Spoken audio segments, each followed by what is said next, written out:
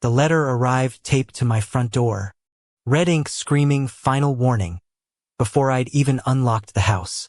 Denise had ordered my fence removed within 72 hours, or the HOA would send contractors to tear it down themselves.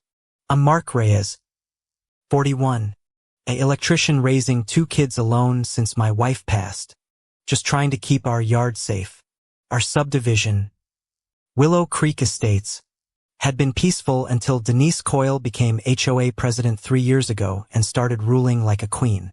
She fined neighbors for mailbox colors, garden gnomes, even a wind chime she claimed was audibly offensive to her mornings.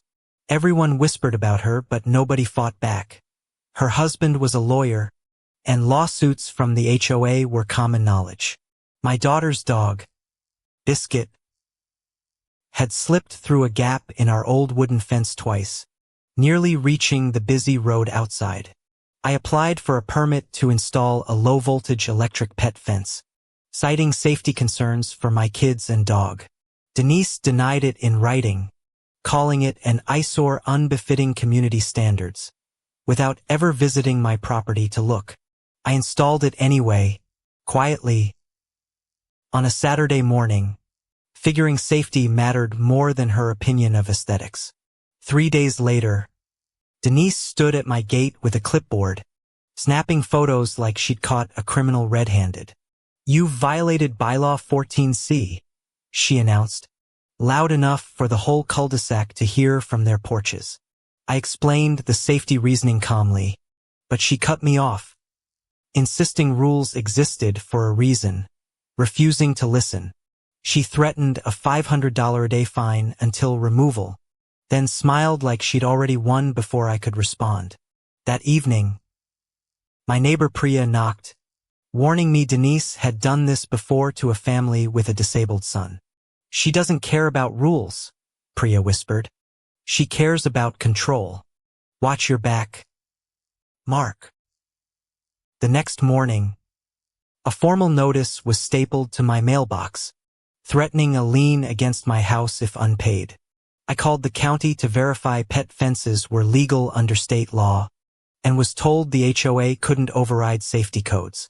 Armed with that, I brought the statute to the next HOA meeting, hoping reason would finally prevail over her ego. Denise barely glanced at the paper before declaring the meeting off-topic and moving to the next agenda item. Furious, I recorded the meeting on my phone, something I'd later be grateful I'd quietly started doing weeks earlier. 2 days later, someone cut the wires to my fence in the night, leaving Biscuit loose again by morning. I installed security cameras, telling myself it was for the dog, though part of me suspected who'd really visit. Sure enough, grainy footage showed Denise herself, flashlight in hand, kneeling by my fence line at 2 a.m. I didn't confront her yet. Instinct told me to gather more before showing my cards to someone that ruthless. A week passed quiet, deceptively calm, like the neighborhood was holding its breath waiting for her next move. Then fines began stacking in my mailbox daily, each one bearing Denise's signature and a growing, absurd total. My son asked why the fence lady kept driving slowly past our house, staring, some mornings even taking notes. I filed a police report about the cut wires, attaching the time-stamped footage as evidence for the record. The officer noted it but said HOA disputes were civil matters, advising me to consult an attorney instead. I met with a lawyer named Sophia Alvarez, who lit up hearing Denise's name, having faced her before. "She sued 4 families in 3 years, Sophia said. Every single time, she settles quietly before trial. Interesting pattern. That word, settles, stuck with me. Why would someone so aggressive always avoid an actual courtroom verdict? Sophia suggested requesting the HOA's financial records, a legal right every homeowner had but rarely exercised out of fear. I submitted the request formally, expecting stonewalling, but instead Denise personally called, voice suddenly syrupy sweet and friendly. "Let's talk, Mark." Neighbor to neighbor, she cooed, offering to waive my fines if I dropped the records request. That offer told me everything. She wasn't protecting bylaws. She was protecting something hidden inside those ledgers. I declined politely and resubmitted the request in writing, this time copying every board member on the email. Denise's tone shifted instantly. She accused me of harassment and banned me from the community pool for 30 days. My daughter cried that night, missing her swim lessons, and something in me hardened past patience into resolve. The lien notice arrived formally now, threatening my home's title over unpaid fines totaling nearly $6,000. Sophia filed an emergency injunction, arguing the fence complied with state safety statutes that superseded HOA authority entirely. A judge granted a temporary restraining order, freezing the lien while the case proceeded through the county court. Denise wasn't finished. She mailed flyers to every house calling me a dangerous litigant threatening our community's property values. Neighbors I'd known for years started avoiding eye contact, afraid of becoming her next target if seen supporting me. Priya, brave despite the risk, texted me quietly, "I have documents. Meet me after dark. My porch." Priya's documents were HOA meeting minutes Denise had, accidentally, left at her house months earlier during a board dinner. Inside were notes about a special reserve fund, 6 figures, moved without full board approval or homeowner disclosure. My hands shook reading it. This wasn't about fences anymore. This was about where Willow Creek's money had gone. I brought the documents straight to Sophia, who confirmed embezzlement from HOA reserves was a serious criminal matter. We subpoenaed the HOA's full banking records ahead of trial, a request Denise's own lawyer husband couldn't legally block. Meanwhile, Denise escalated further, hiring a contractor to inspect my property line, trespassing without notice or my permission.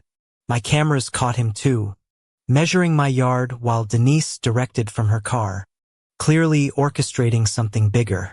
I later learned that inspection was meant to justify condemning part of my land for a phantom easement.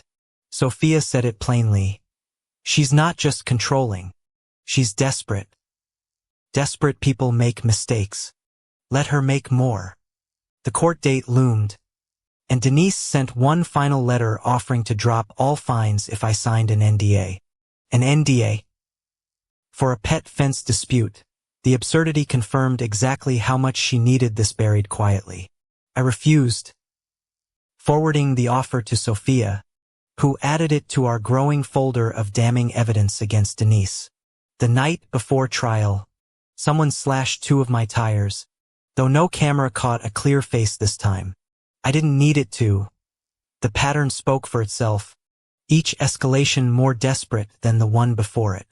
Courtroom day arrived. Willow Creek residents packed the gallery, unsure whether to support me or fear Denise's retaliation. Sophia opened calmly, presenting the state statute protecting pet safety fences, dismantling Denise's original violation claim within minutes. Denise's lawyer objected repeatedly, but the judge, visibly unimpressed, allowed every piece of evidence Sophia had gathered.